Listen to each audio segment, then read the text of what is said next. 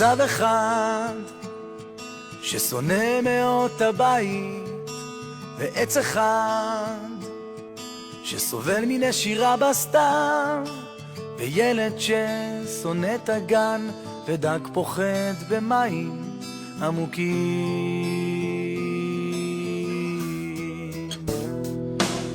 ויש מלאך ששונא לצאת לשיים, ומחוגה שמקיעה בסיבובים, ויש מטוס גדול כל כך פוחד מהשמיים הכחולים.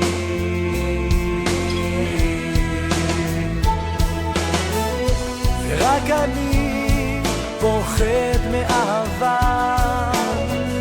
פוחד להתאהב עוד פעם,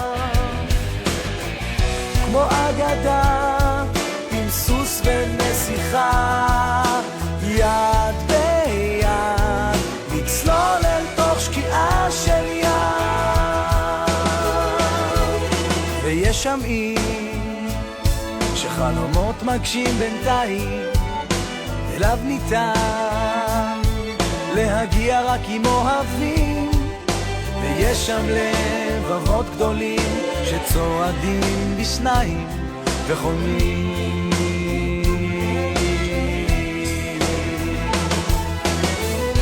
ורק אני פוחד